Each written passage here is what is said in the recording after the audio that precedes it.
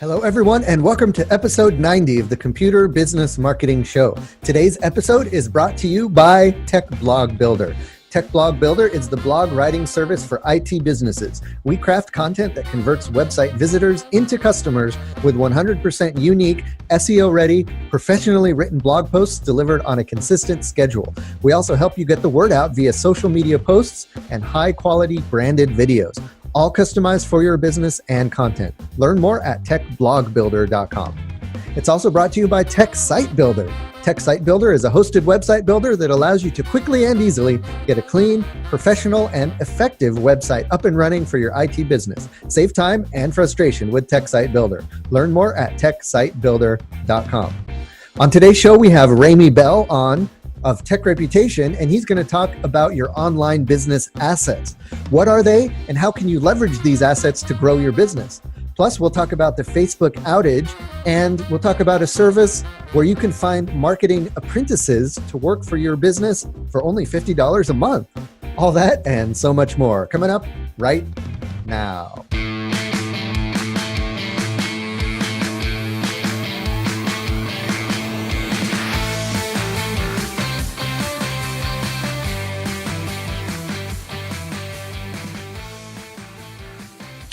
Hey everyone, and welcome to the Computer Business Marketing Show. If you own or work in an IT services business, this is the place to learn how to get more clients, keep them happy, and grow your revenue. You can watch, download, and or subscribe to all show episodes at computerbusinessmarketing.com. You can also catch our live stream on Facebook every other Thursday at 7 p.m. Eastern. Just be sure to like the Tech Site Builder Facebook page and click on the following tab and select See First so that the live stream will jump to the top of your feed. Yep, and we love to see you guys here live, of course, because then you can ask questions and interact with us as we're doing the show, and we love to see you guys here. Speaking of going live on Facebook, did everyone survive the Facepocalypse that happened yesterday, where Facebook was down or glitchy or wasn't quite working right for a lot of people across the world? Or did you even notice? You know, if you didn't notice, good for you, because that means that your life isn't spent living in Facebook like me, for example, because I have a lot of groups I run on Facebook, and I do a lot of nurturing of my audiences and leads and following up with people and stuff. So I have put a lot of my effort into Facebook, and you know, then you find out when something like that happens that you know, these things that you use online can disappear or can glitch or cannot work right at any moment. And speaking of that, that's what our topic today is going to be about. Not about the Facebook glitch, but about your online assets in general, and how just like, you know, you build physical assets for your business, like your storefront, your equipment, your employees, your business name, all of that stuff are assets for your business. The online assets that you have are just as important. Things like your website, your social media accounts, and your email list is another good one. And some of the content you generate online. All of those are assets that can help grow your business and drive your business forward. And we're going to talk about that concept with our guest today, Ramey Bell. And we know Ramey from, he is the founder of Tech Reputation, and he also runs a remote IT support business out there in Seattle, Washington. So we will be chatting with him shortly. But in the meantime, Paco, did you have any, or did you notice the Facebook outage yesterday? Nope. All right, you're one of those lucky people who actually have a life outside of Facebook. No, don't get me wrong. I always am on Facebook, but yesterday was just so busy that I didn't get a chance to notice that there was an issue. Right. So that's a good thing, I guess. Yeah, and it's interesting because what I noticed is, you know, there's some people I follow on Facebook and stuff, and they like have live streams that they do, like this show, for example. And they couldn't do it yesterday because Facebook wasn't working right. And so they had to either reschedule or skip it or something like that. And so that just goes to show you, like, if you build your business and you rely on these types of things that you're using through these third-party services, just remember that that they can go down and they can have problems. And I don't think Facebook ever really said what the issue was.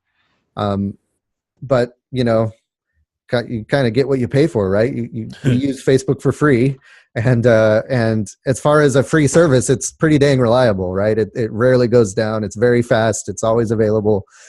So when it does go down, we really notice it. But it's kind of be one of those things that you really just have to kind of roll with, and expect it's going to happen. I wonder, like, if Facebook ads were affected, and if someone is paying for ads during that time, is that going to be an issue?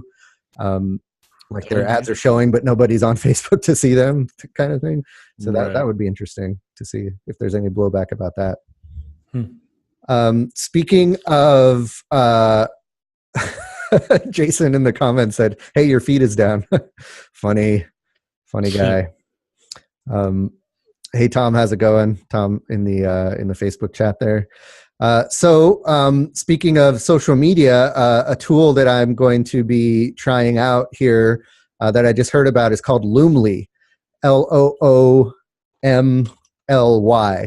And this is a social media management tool. And this is a good one if you manage social media for your clients.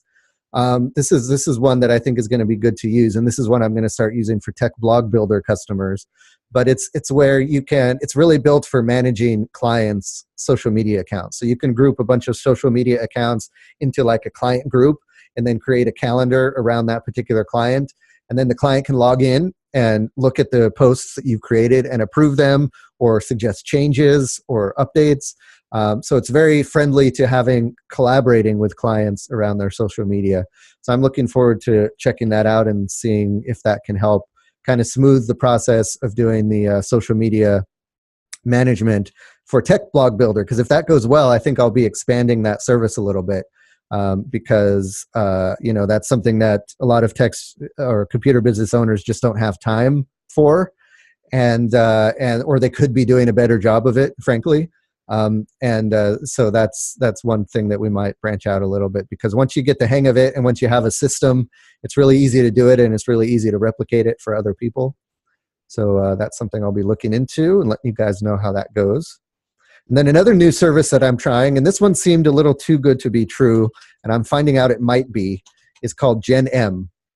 It's at genm.co.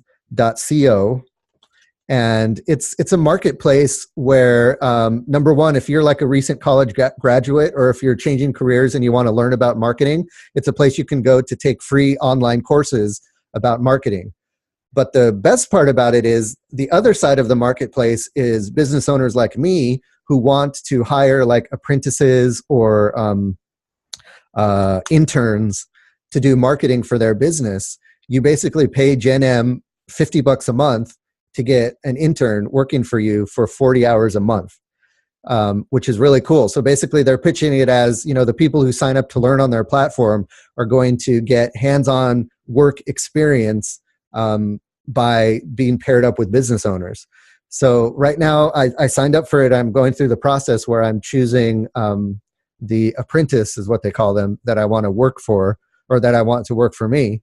And so it's kind of like, Upwork or any of those kind of employment marketplaces where you can see people's profiles and you can, chat with them and ask them questions and stuff. So it seemed, really great, right? $50 a month to have someone working for you doing marketing for 40 hours a month. That's pretty great. You can't beat that price for sure. One of the catches for it is that this person is an apprentice, which means they expect to be learning while they're working for you. So you kind of have to guide them and maybe teach them how to do certain things. So really, you should be bringing on this person to take over something that you're doing yourself, whether it's, social media, or whether it's creating blog posts or graphics or videos, or, they can do Google AdWords for you. They can do Facebook ads. So if it's something you're doing that you want to kind of hand off and kind of train someone to do for you, this is a great opportunity. And so the apprentice will work for you for 3 months. And then at the end of the 3 months, you can either choose another apprentice to work with, or you can hire that apprentice as your own employee for whatever terms that you want to do. So for the apprentices on Gen M, it's kind of a opportunity for them to maybe get hired by someone, and kind of, do on the job training and stuff like that.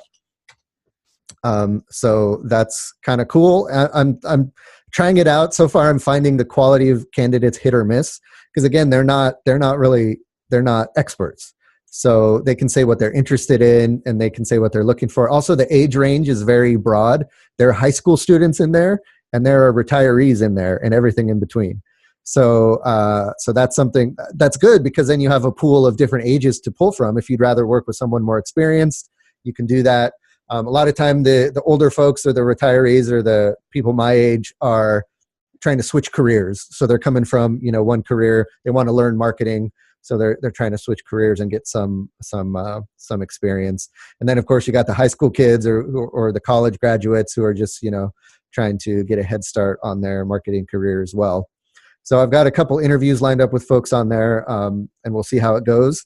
I'm kind of nervous about having to train someone and then see how that goes. I've never really had to do that before, as far as I expect when I bring someone on board that they have skills and they know how to do stuff. So I don't know. I'm kind of thinking about going with someone older or more experienced at least. So maybe even though they're switching careers, they still have experience working in a job, and being on time and being reliable and that kind of thing. So I'm curious to see how that works, and I'll let you guys know how that goes. Should be interesting. Yeah. But I put the link there, and I'll have the link in the show notes if you guys want to check that out for yourself. And sorry, guys, I forgot to introduce my co-host here, Paco Lebron, who is with me every week, hanging out, talking marketing, and he is out there in the trenches, running his business. What have you been up to lately, Paco? Well, this and that, same old grind as usual. One of the things that kind of, like you mentioned about systems, is I picked up a client that does a lot of video encoding at live events. So they're primarily a software company, but they ended up entering the hardware game because they could not find a PC good enough to apply as their appliance. So they're building it basically custom, but they're taking resources from an engineer who can be doing other things. So we're running through a trial right now, and they want me to set up 4 rack-mounted server boxes, apparently, specifically. And, probably will start turning even more if it turns out to be a good relationship. Sounds like that they had a lot of bad experience with some IT companies before, missing details, like screws are missing, things aren't fitting properly, they're falling apart, things like that. And it was a big nightmare for them. So sounds like, if they start turning these pretty often, I could probably find myself building 4 to 5 machines a month per se, and maybe even get somebody in here to do that for me while I'm working on some other stuff. But it's a good change of pace, because I used to love building custom machines back in the day, but it's never found the demand for it here. Yep. And now main OEM PCs are so cheap now that it makes more sense to get those. Right. It just didn't make sense for me to kind of pursue that. So interesting change. Should be cool. And we'll kind of see how that project works, and see if they're a recurring client like my others. That should be a fun one. Yep. And then last, pretty much probably the most notable one that I got going on for the next couple of weeks is I'll be actually moving into my own office versus being at the dedicated desk that I've mentioned. Kind of talked to everyone saying that, I went from being a virtual office with just an address to a full-time virtual office for 2 days out of the month, to going back all the way to now a dedicated desk, where I've been for the last maybe 8 months now, and going into getting a new office that had opened up and met the right price range. Now I don't have to share an office with anybody else. I can have big old boxes like that around and not have anybody bother me, and actually have my own space, which has been what I've been working for. So should be good. Have space for now my admin to come in, and that's pretty much it. Yeah, so then maybe you can get your own plant behind you and everything. Yeah, exactly. Set up some lighting. So Awesome. It'll be a good transition. Got some good stuff going on. Living situation is changing, so it's allowing me to kind of expand a little bit more and put my feet to the fire a little bit faster to get some stuff done. So Sweet. Moving on up. Love it. Cool. So if you guys want to move on up, then sign up for the Computer Business Marketing newsletter, because that is where you will get expert advice in your inbox every week about how to market your computer business. Stuff like this podcast, for example, stuff like expert articles from around the internet, from marketing guru websites and places where you can learn new things. And then we always have the tip of the week in those newsletters to give you a little jolt of motivation to help you get through the week. So sign up for that at computerbusinessmarketing.com. All right. And then before we get into our featured topic, just want to give a shout out to our first sponsor, and that is Tech Blog Builder. Tech Blog Builder is the blog writing service for IT businesses. At Tech Blog Builder, what we do is we write 100% original blog posts for your computer business. None of it is like republished or taken from anywhere else. 100% unique. We get to know your business. We get to understand the topics that you care about and that your customers care about. And then our expert copywriters will craft a blog article that is engaging, that makes people want to read it to the end, that gives them lots of good information, that sets you up as an expert, and it's good for SEO. So it's kind of a bunch of different factors that go into a good blog post, and why it's really important as a business owner to be blogging regularly. And if you don't have time, or you're just not a great writer, then definitely give us a look. Head on over to techblogbuilder.com. We also have some packages where you can get social media posts, like we were talking about earlier, and videos that you can then post on social media. And we post those for you, actually. So we'll get connected to your social media accounts, and we'll post the blogs and the videos on your behalf. But you can also take those videos and post them on your website, or share them in other ways. So those videos are yours. Those blog posts are yours. Once we create them for you, you can do whatever you want with them. And they are, getting into our topic today, they are your asset that you can take and use and try to make the most of. So again, check out that service at techblogbuilder.com. Speaking of assets, a great asset to the show is Ramey Bell. He is the founder of Tech Reputation, which is a service that can help you get good reviews online, and then make the most of those reviews by putting them on your website. The service also helps you get your business listings in order and accurate, among a bunch of other stuff. So he is on the show today to talk about the importance of the business assets that you have in your business, what they are, how to take care of them, and how they can affect your bottom line. Welcome to the show, Ramey. How you doing? Good. How you guys doing? Excellent, excellent. I'm out there in the trenches like Paco, just online. Right, you're in the online trench. And I don't have a plant yet. Sorry. You guys are slacking, man. We got to get you all. Everyone should have plants. It just adds an extra pop of color, right? Add a little life to your video interviews. So, Ramey, we've had you on the show before to talk about, reputation management and the importance of your reputation online and the service you provide through Tech Reputation. So we're not going to dig too much into that, but if you want to kind of catch us up on what you've been up to since the last time we had you on the show, how's your business doing? How's Tech Reputation doing? How's life? Wow, that's a lot to answer. Tech Reputation is going good. Just building more and more customers. The results that my customers are getting are positive. And as I'll talk about in a few minutes, great assets to their business, especially from a local SEO standpoint, which my product really helps out with.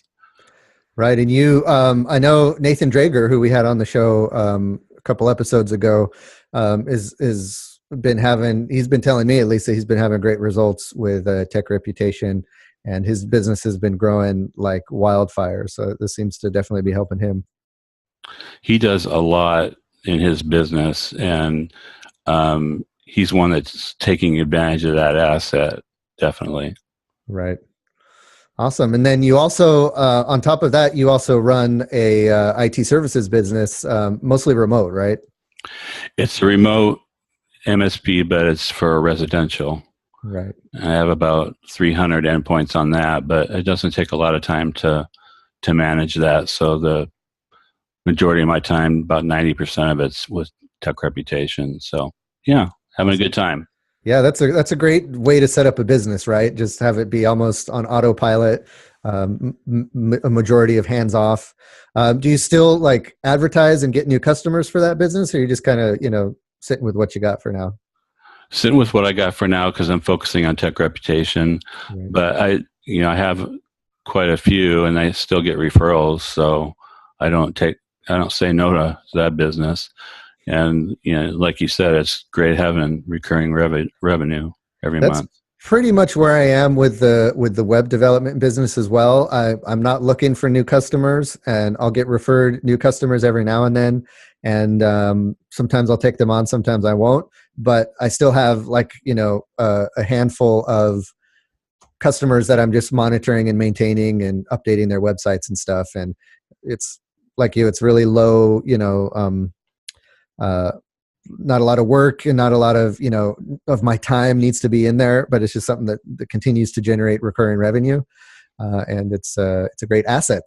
And speaking of assets, that's what we're going to talk about today. So we were talking about this on Facebook earlier about how you wanted to get people and business owners to look at their online. Matt froze there. Yep. Hi, Paco. So I think what Matt was trying to say was going into. Oh, there he goes. Hey, we lost you for a minute. Am I Matt. back? Yep, there you go. All right.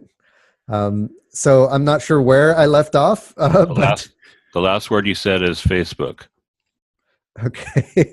Chatting on Facebook. Famous last words. So we were chatting on Facebook, and you were letting me know that you wish that other business owners would kind of take their online assets more seriously and look at kind of the things they do online as revenue generators and pay more attention to it and spend more time. So why don't you kind of summarize what you were thinking there and why you think this is an important topic to talk about? Sure. Well, a lot of business owners, majority of them, when they think about the physical assets of their business, they take very seriously. It's their signage, their office space, their customer lists, the tools, the software they use. But when it comes to online, some of them, a good majority don't take it as seriously. Mostly because it can be expensive and time consuming. But what I wanted to go over is what are some of those assets and what can you do with some of those assets and how they affect your bottom line. The most obvious online asset is your website. Right. That's number one. And there's several things that go underneath that, including some of the services you offer that make that website even more powerful for your business. But before I get into that, I was going to mention one that's almost become the new website nowadays, and that's Google My Business page. Right. And it's not just a directory listing anymore or just another set of maps. They're allowing you to add photos, videos, and now just recently adding posts about your business. And those posts can be a product post, a sale, what your business is up to, what's new. And that's a very powerful asset to have if you update that on a regular basis. Yeah, and that seems to be almost the primary asset for a local business.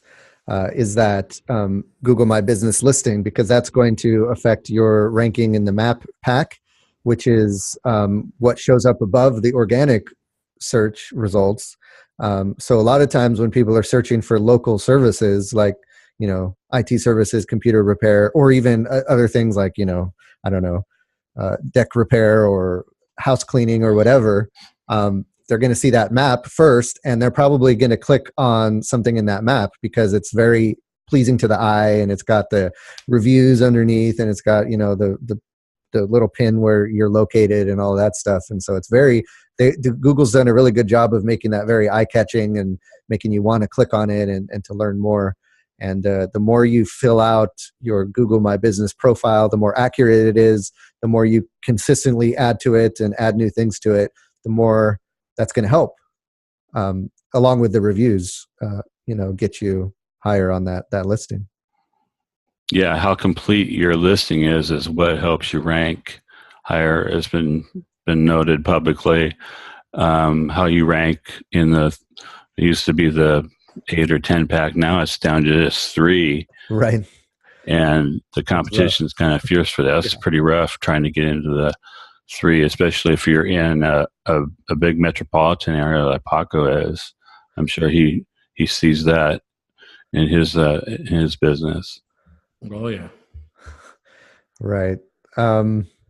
So that brings up a point that this is a question I've heard asked a lot, and I have my own answer for it, but I'm curious, Ramey, to get your answer. What if someone who, for example, has a business, I'll use my area, for example. I have a business out here in a suburb of Washington, D.C. My town is Germantown, Maryland. It's, a relatively small town, but that's where my physical location is.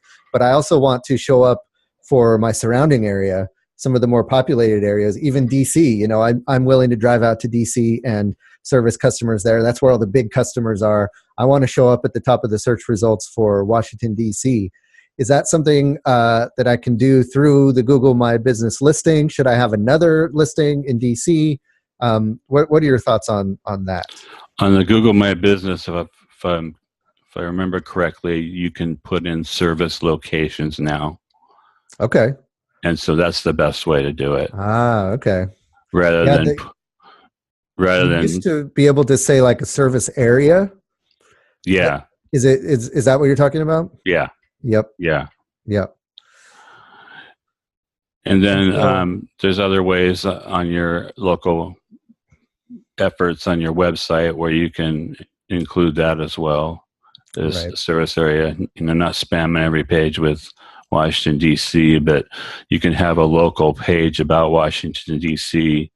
and use what's called schema markup that tells Google this is a service business and this is a service area of this business.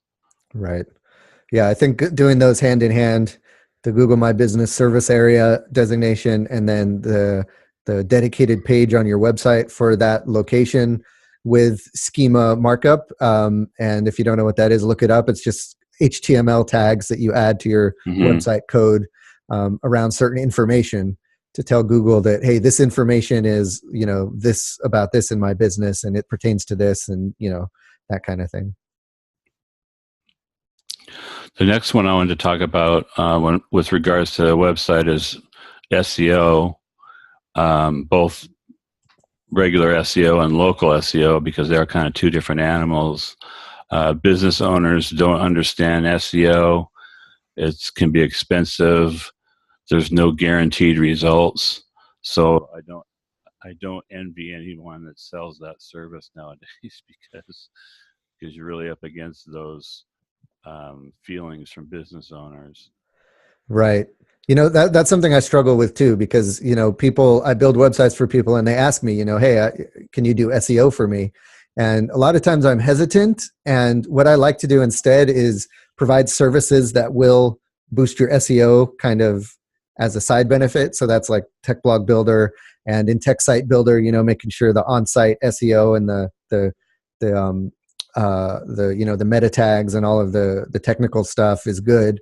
And that's just going to help SEO, because when people specifically order SEO services, they're expecting specific results, and they're like, I'm spending thousands of dollars on this. I better be at the top of page 1 for, whatever keyword that I want. and we're learning, especially now, that that's not how it works, and it's getting harder and harder to force that. You just have to, do the best practices and do what you can, and then Google will hopefully, see you as doing the right thing and help promote you. What are some things that you're seeing are working well these days in SEO? Exactly what you're doing with your services, content marketing, through blogging, um, and not only just throwing up a blog about, hey, I do computer repair, but more doing educational marketing. That's what really helps Hmm. to. And that's a benefit not just for search engines, but for prospects too. So they learn to know, like, and trust you before they even pick up the phone and call you. Right. And taking that information and turning it into different assets like video, posting it on social media, that just takes your asset and syndicates it all over the place.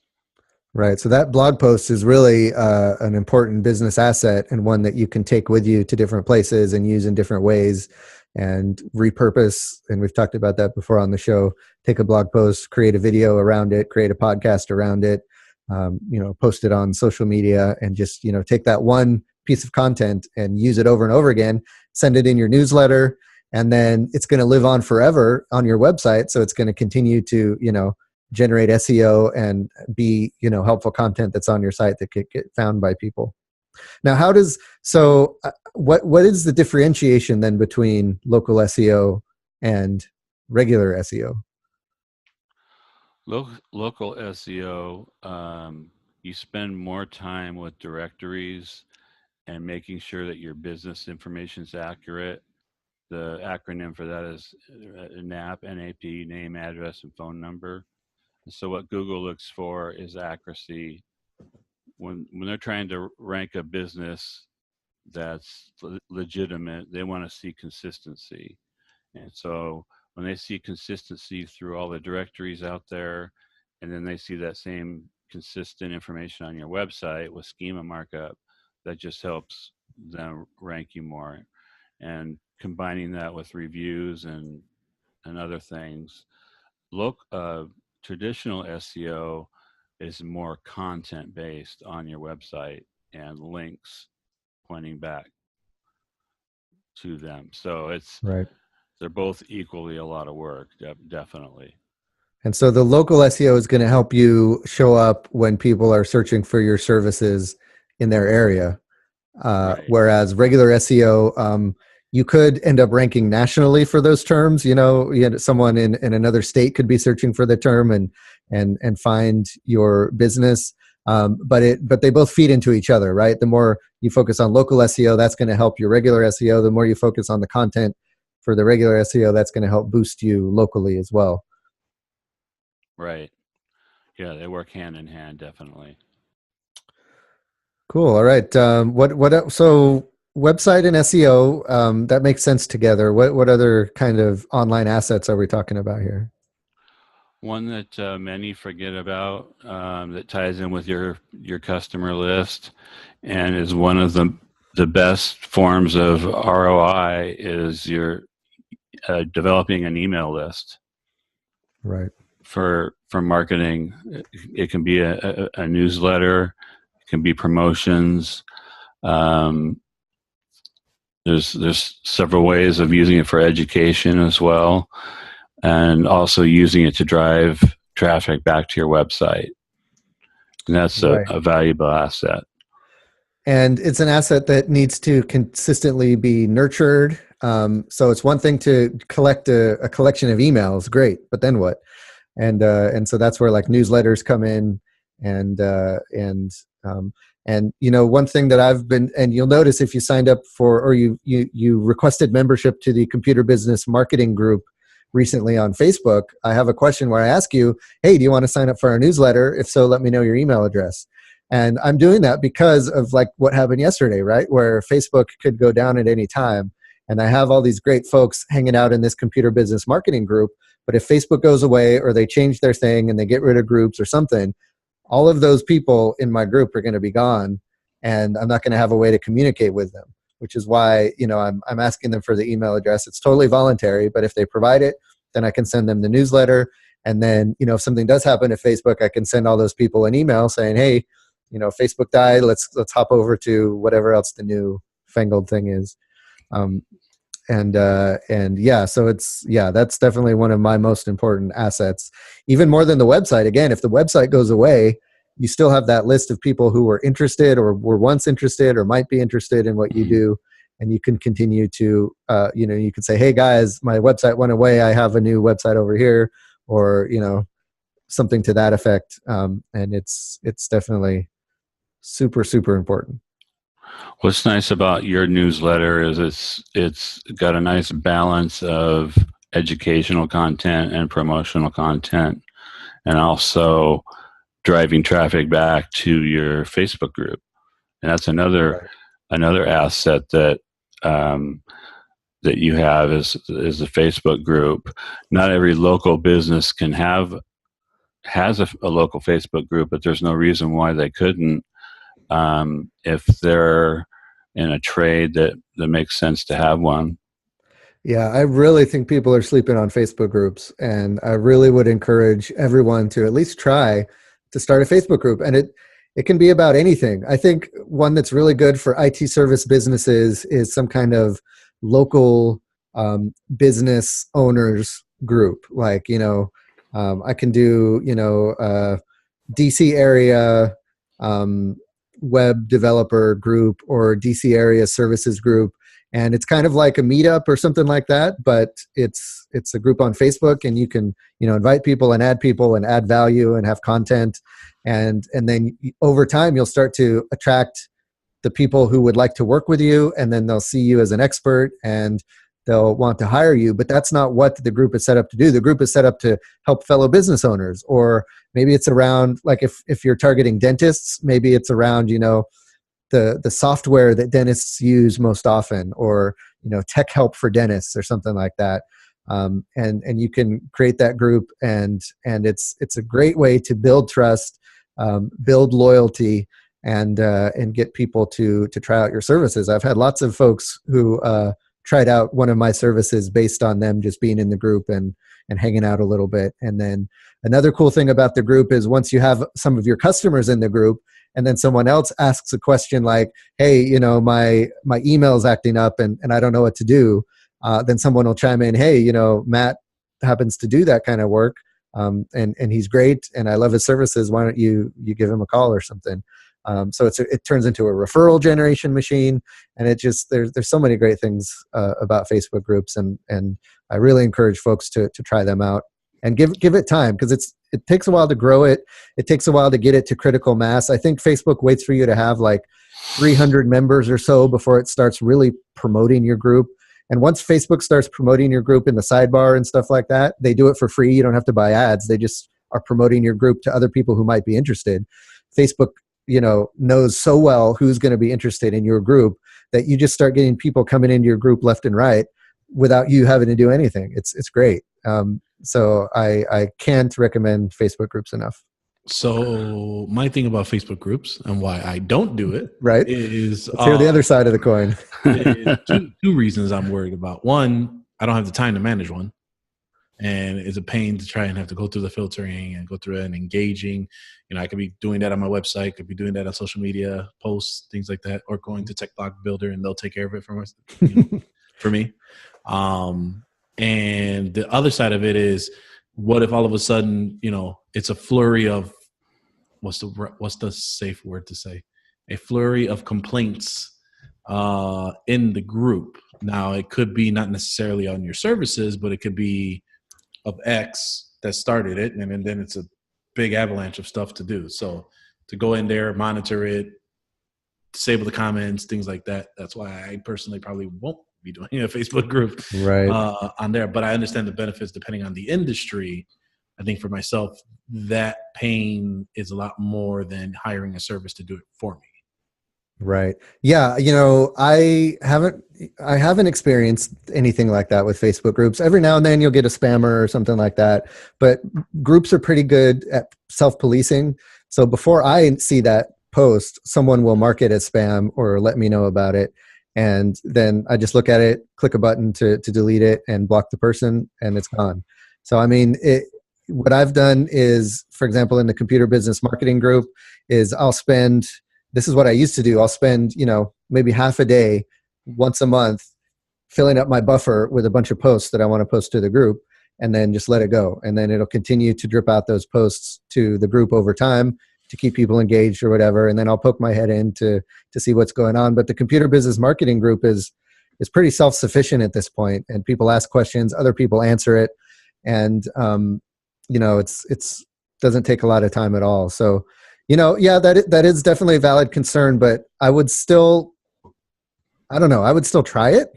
The worst that could happen is you don't like it, and then you could just kill the group. No harm, no foul. But for me, the potential of some issue like that happening is far less than the benefit I'm getting from the group. So like you said, it's a cost benefit, and you gotta weigh both sides of it. And it doesn't work for every industry, and it doesn't work for every business. But I think it can work for a lot more people than think it can work for.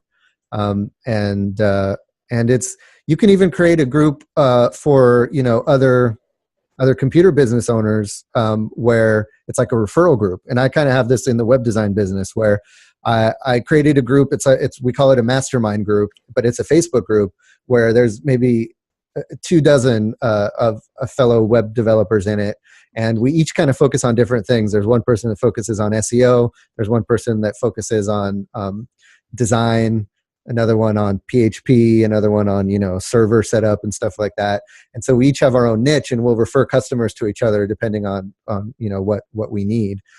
So that's another cool kind of side thing you can do with Facebook groups. So there's a lot of ways to get creative with it. I was trying to think of an example of a business owner that might use it besides IT. And one that came to mind was like maybe a plumber or somebody like that. But even better than that, a home building contractor. He has a lot of subcontractors, and he could have Washington, D.C. area home improvement tips, because a lot of people will search for Washington, D.C. in Facebook just to see what kind of groups are out there, what kind of pages are out there. And that would be a way for all of them to contribute on an equal basis and refer business to one another. Right. Yeah. That's a great example. And so then you can get into maybe providing Facebook groups as a service, right? You can set up Facebook groups like that for the home contractor company who, doesn't know how to use Facebook or doesn't understand it. You can set up their group for them and charge them a fee for that. And then, hey, by the way, this group is sponsored by Prodigy Techs or, whatever group, whatever your business is. I was just going to say Paco should add that to his list of menu of services. And Yep. So just something to think about. Another online asset that's kind of up there with Google My Business as far as gaining more importance is video. And we see that, on Facebook and scrolling through on your phone and those darn autoplay videos. But video's here to stay, and whether you like it or not. And it's a nice way to run ads on Facebook to showcase the product or service that you offer. One thing that people might not think about is having video on your website increases the time they spend on a page if they're watching it. And Google looks at that in their rankings, especially if it's on an inner page and you put a video at the bottom of the page and they engage with that video. They spend that amount of time, and Google looks at that as a positive, as okay, this site is a reputable site. Yeah, I like the idea of having video on different pages on your website, especially video that can and it doesn't have to be super fancy or super slick or super highly produced or anything. It can just be you, sitting there with your headset on saying, hey, this, I just want to talk to you a little bit about my virus removal service. Here's what you can expect. Here's, the process we go through and the guarantees we make and how long it's going to take and all of that stuff. And just, sometimes that'll put someone at ease when they land on your page and they're like, who is this company? I'm tech phobic. I don't know what I'm doing. And you can kind of, walk through what the service is. And then, like you said, they're going to spend more time on your site. They're going to feel at ease. They're going to learn more about your business. And like you said, videos are assets in that you could put them on your website. You can take that video, put it on YouTube. You can take that video, create a Facebook ad out of it, and you can use it in lots of different ways. So you're taking that asset and kind of pouring fire on it and using it in lots of different ways. I wanted to go back to content marketing real quick. Actually, before that one more. A mobile responsive website is key too, because it's important as a usage standpoint for your customers. Google looks at it as important, and it's just a requirement because everybody uses their phones today, and you can't. It's just something you just can't ignore. Right. On the content marketing, if you're interested in reading a case study and what content marketing can do to a business, specifically a blog, do a Google search for River Pools. I think they're out of Virginia, and the company was just about ready to go under. And one of the principals, one of the owners, decided one last straw was he was going to be a content monster. And he wrote and wrote and wrote and wrote. And what he wrote about was all 100% educational marketing. Inbound pools, out of ground pools, whatever you call them, benefits of each, what the makeup of each pool is, and he even went into pricing, and he had hundreds of pages. Turned his business around in the largest distributor of pools in the United States, and he wrote a book. I'm sorry, I can't remember the name of it. Customers Ask, I think, is something you answer. I think the name of the book is, and it was a great case study on what you can do with content marketing, especially when it's from an educational standpoint. Cool. Yeah. I mean, and it's amazing how, a business like, pool sales and stuff like that, you wouldn't think that, having a huge blog and doing lots of posting and videos and stuff would really make a difference. But this really works in any industry where, you need to educate the customer and give them, things that they could find online and stumble upon and continue to keep them engaged. And, if it can work for a pool company, it can definitely work for an IT company. What was interesting, too, is he would look at the leads and where they came from on his website. And the leads that spent the most time on his website reading the blog were almost ready to make a decision before the salesperson came out. So the close ratio of those leads was astronomical. Right. That's awesome. Yeah. Great. So that shows the benefits of using educational content. And in the IT business, we got tons of it. You could write for days and days and days because something new comes out every day.